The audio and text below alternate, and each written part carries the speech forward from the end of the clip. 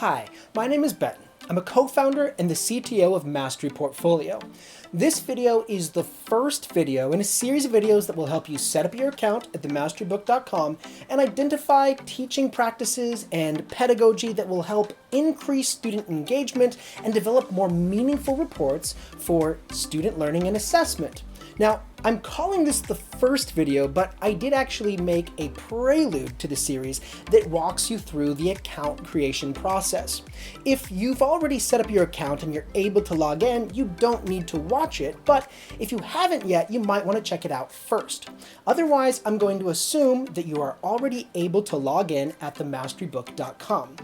If you're able to do that, let's go ahead and take a look at what you can do next. Before we begin, I should be clear that the MasteryBook is not a normal gradebook. It's a gradebook that's built from the ground up with standards-based grading in mind. And standard-based grading changes everything if you're accustomed to traditional grading. So if you'd like help understanding anything that I'm about to talk about in this video, be sure to contact us. Wherever you found this video, whether it's on YouTube or even on our own website, be sure to check out the links in the video description for the most up-to-date information on how you can get started on working with us. When you first log into the MasteryBook, what you first see is going to depend on the options you selected when you created your account. If you did exactly what I did in the previous video, then you will have not selected any sample data to populate the account, and you'll probably get an error that says you have no classes. If you elected to populate the account with sample data, you might see a grid in here with assignments listed across the top and students on the side. In any case, the steps that we're going to follow to move forward are the same. So you can close the alert if you see one. And as I move forward, you may see some differences between what's in the video and what's on your screen. This tutorial was made in early 2022, and so there may be some minor differences as we continue to update the app. However, as long as the tutorial is still available, then the basic steps and the organization of the app is going to remain largely the same. Just please excuse any differences you may notice. What we're going to do is click on the Manage tab. So there's a reminder here. The Manage tab is in the upper left corner. When I enter the Manage tab, I'm going to initially be presented with a setup wizard.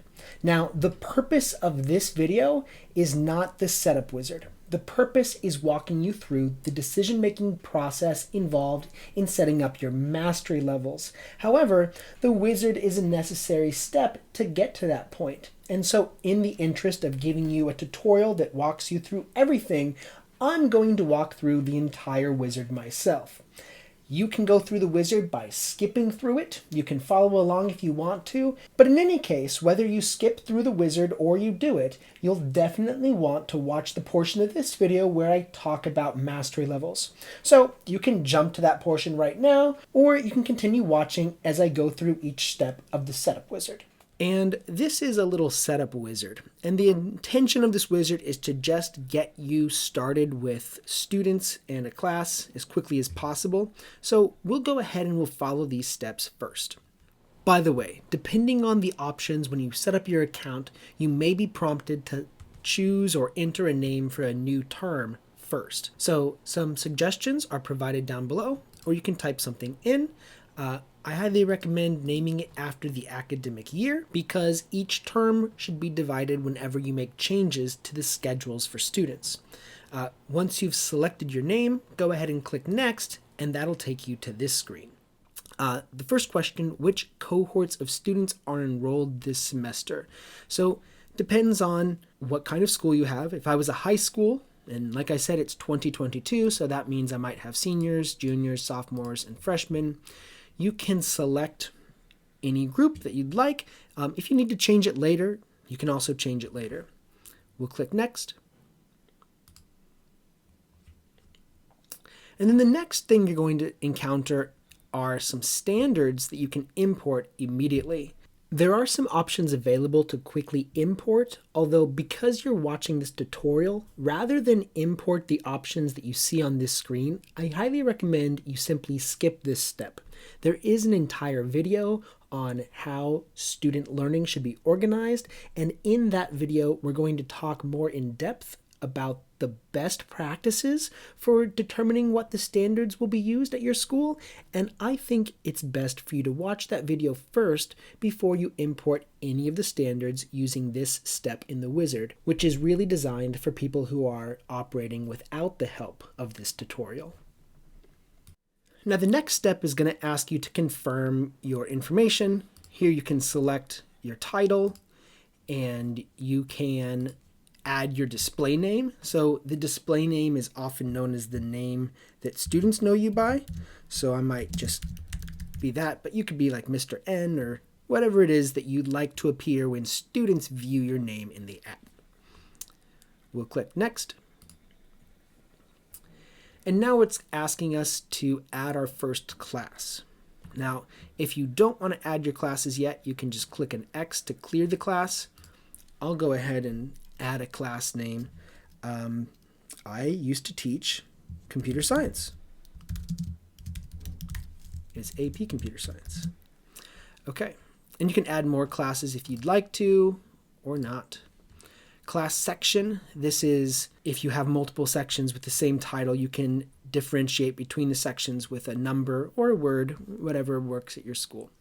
I'll click Next.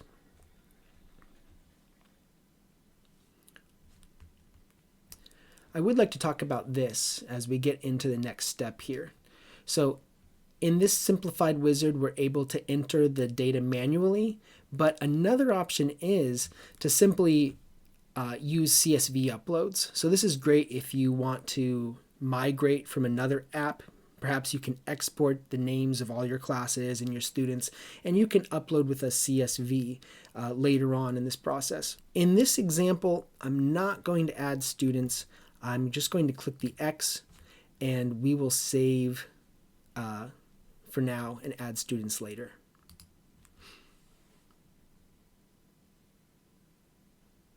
Okay, so we have now finished the wizard. A few of the other options you're going to see on this page are some settings or preferences for your school. So for example, you can decide on how you want your classes displayed. Right now the default is class-section, but you could display the classes with the teacher's name and maybe the period that the class is being offered, or the section with the teacher, whatever makes sense. And then there's also preferences on how you want members listed. So do you want them listed with the last name first or the first name first, and how do you want it ordered? So just a few small preferences in there. We're now going to take a look at the very next tab, Mastery Levels. If you're arriving at this screen and you already see colors in this bar here, then that's fine. I'm going to show you how to edit it in just a minute. If you didn't set up your account with sample data though, it'll look blank like you see here. If you want to effectively implement standards-based grading at your school, the first thing you're going to have to do is ask yourself, how do you want to identify learning? In standards-based grading, we no longer use averages to reflect student learning or progress. Learning is much more nuanced, and at the MasteryBook, what we want to do is create a richer picture of student growth. So we do that through setting up very thoughtfully and intentionally our mastery levels. Now, one of the most important things about this is that however you set up your mastery levels, it is complementary to the language, culture, and norms at your school. So if you'd like more help with this, I would invite you to reach out to us so that we can work at your school and help you make decisions that are going to lend itself to a smooth adoption of standards-based grading. But for the purposes of this video, we'll look very briefly at what kind of decision making is involved. So the first thing you'll have to decide is how many mastery levels you'd like to set up. Now, often we have between 4 or 5. There are options for fewer, and you can even do more than that. I'm going to go ahead and select 5 mastery levels. So instantly, we see that this bar is now populated with 5 different colors representing the 5 mastery levels. And if you click on any one of them, you'll get information about what it represents. By the way, all of this can be edited to your own liking. This is really just an example. So At the far left, we have insufficient evidence, and on the far right, we have extensive, for an extensive understanding of whatever's being assessed. Another thing not to be missed is this secure assessment indicator up here.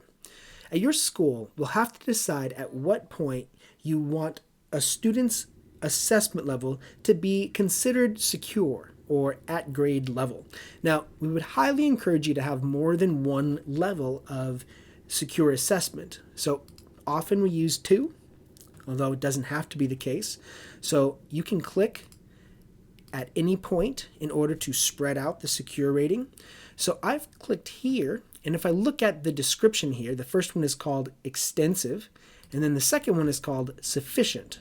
So it's sufficient, it's secure. But again, if you wanted to make your secure rating down here, you just might want to change the name of what that represents. Now, this is intended to be a very thoughtful exercise. Determining how many mastery levels to use and where a student is considered to have a secure understanding. You should consider this carefully, because once you make the decision, you really shouldn't change it, or that's going to have an impact on your earlier records. If you need more mastery levels, you can click on the plus symbol, and that'll create a value in between any 2 existing values. And if you want to reduce the number of mastery levels, you can just click on the trash can to remove it. Although, to be clear, once a mastery level has been created, if you have assessed using that input, deleting it is going to cause that input to become invalid. So that's why we have this alert. If any class has used this input, deletion will cause those assessments to appear as invalid in the MasteryBook. Now, since I don't have any classes yet, this is not a problem. You can delete as many times as you'd like. I'll say OK. So supposing you want 5 levels, the next thing you might want to do is determine what color those are going to look like when they appear in report cards. So this kind of auto-populated with a sort of orange color. Maybe you want it to be a little bit more yellow. You can spend as much time as you like making changes to the color scheme in your app. Now, what I've shown you so far is not the only option available on this page. There are also advanced settings, which is something I'm going to talk about in the very next video, because the advanced settings really help tell the narrative of student learning. So set up your mastery levels and your secure level first, and when you're done, go ahead and continue to the next video.